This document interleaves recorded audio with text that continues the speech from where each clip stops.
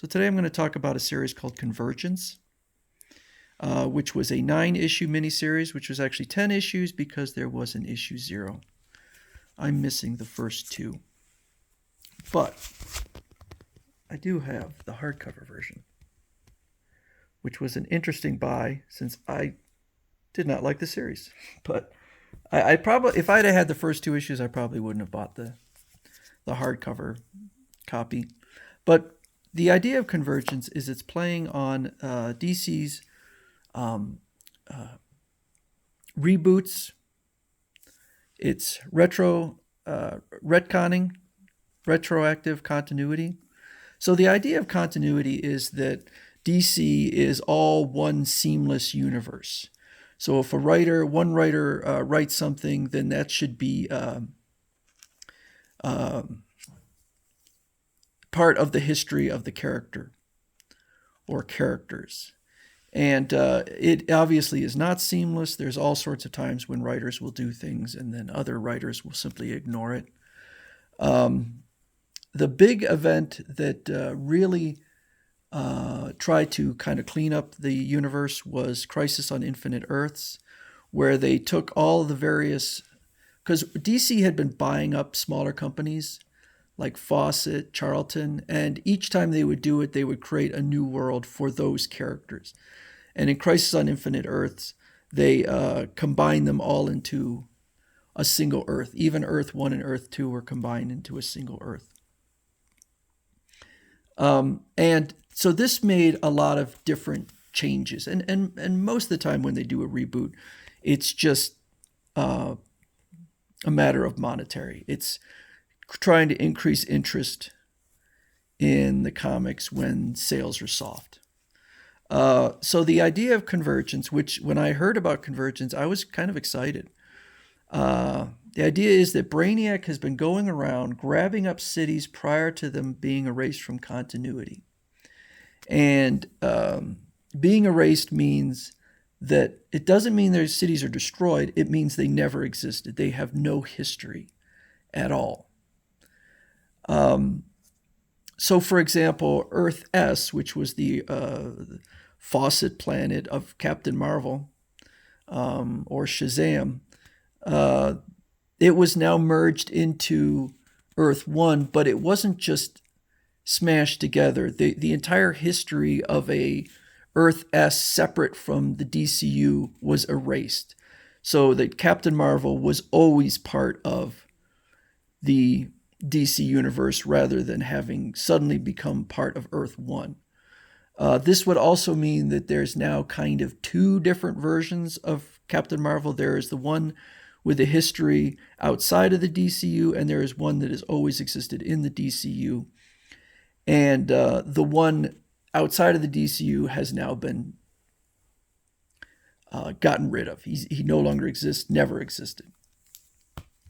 So the idea is that Brainiac had been grabbing up these cities, these characters, and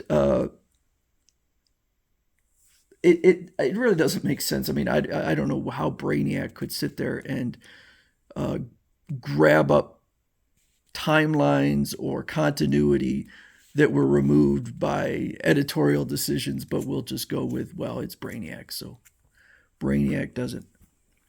Actually, it's 8 issues, not 9. So what Brainiac is going to do is he's going to take all of these cities, release them, have a contest, battles, and the winner gets control of a new planet, Convergence planet, and a character named Telos will act as the referee. Let me see if I could show Telos. It doesn't really make sense. So this is Telos here. It doesn't really make sense to me, but that's the idea. They're going to fight. And so there were tons and tons and tons of other issues that went along with this other than the main. And each one of these was like 2 issues that would feature a battle between 2 groups of heroes and villains or whatnot. And they were getting really bad reviews. And I collected a couple of them, probably about maybe 4. And I thought the Shazam one was very good, but that was about it. and I kind of lost interest because I just they were getting really bad reviews, and there were a couple that I got that I just thought were terrible.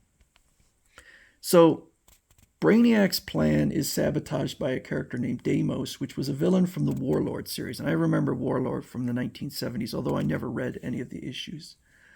This is Deimos here. And Deimos, I wish I had a picture of him because he looked quite silly back in the 70s. But they had an upgraded costume and does look better here. He somehow has tapped into the power of all time-traveling heroes and villains and become incredibly powerful. I don't really know how he did that since most of these characters use some kind of technology. So, but he's super strong now. And what Deimos does is he wants those heroes and villains collected by Brainiac to fight the heroes and villains in current continuity to create a new universe where he is master. I don't know why that would happen, but that's his goal. And at one point, Deimos, there's a group of Convergence characters who have been removed from continuity, and he says to them, points at the characters in continuity and says, kill them all and the world is yours.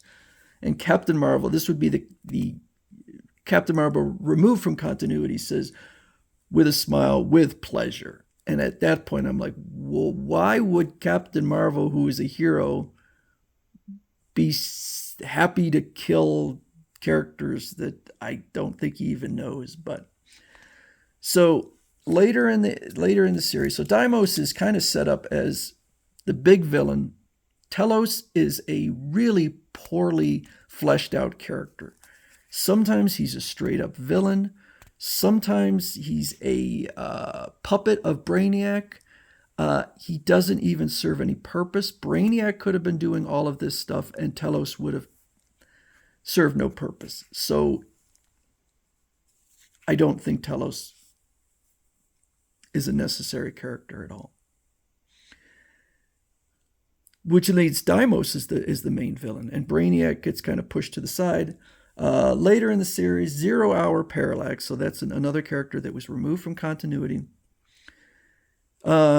steps up and just blasts Deimos and kills him. And at that point, I'm like, I thought he was the main villain. What happened? He was taken out with no problem. Reality begins to collapse and to stabilize everything. All of the characters who are out of continuity need to return to their timeline and, I guess, cease to exist. Batgirl states, oh God, this is so confusing. And that is true. It made no sense. The planet stabilizes and it becomes the new Earth 2. So this is a separate planet from the main DCU Earth 1. And but it's in a parallel universe. And it assumes the exact spot of the original Earth 2 in a extraordinarily convenient move. Robin in all that says, is there no point to any of this chaos? And I would say that is correct. There is no point to any of this. So what was the goal of Brainiac? I don't know. I have no idea. Deimos's plan did not seem like it would ever succeed. And the series got terrible reviews. It got absolutely terrible reviews. I would say the artwork is sometimes decent, but a lot of times terrible. It's very inconsistent. You got different artists. There's Telos. Pointless character. Deimos. Pretty pointless. There's Deimos doing his thing. Did it have any reverberations? I don't know. I don't think not really. It pretty much set everything back to the way it was. This was written by Jeff King. So there's Jeff King. It says he's a Canadian screenwriter, comic writer, television producer. So he wrote a whole bunch of stuff. Deep Space Nine, Mutant X, also, but as far as I could tell, the only comic he ever wrote, the only thing listed on here, is the 2015 Convergence, and it says on there that he created Telos, the decoy central antagonist turned anti-hero of the story. I don't believe Telos was ever used again, because his name is not even hyperlinked. So I actually looked on there to see if I could find. He doesn't have a Wikipedia entry, so I don't think anyone else cared about using Telos. I think he had not a terrible look, but he was such a vacuous character that I don't know that anyone had any interest in using him again.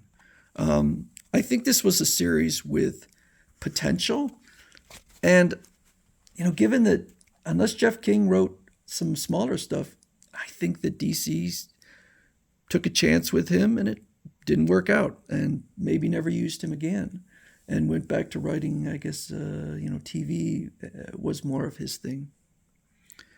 And I don't blame DC. Sometimes it works. A writer in one medium can come over and write for comics, and it works out. But I don't think it worked out in this time because there were so many problems with pacing, problems with, I'd say, a lack of understanding of certain characters.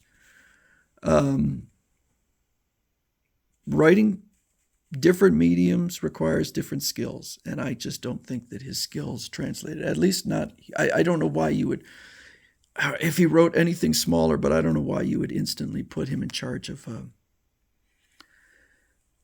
a crossover like this. And this was a pretty big crossover, but I'd say that it's probably very few people remember it, care about it. It's kind of a waste of time. Again, if I'd had the other two, I was curious about the other two issues, so I ended up getting the hard. It was pretty cheap, actually, the hardcover version, but it's not a series I recommend. Interesting idea, but I think a terrible execution. So that's the 2015 Convergence.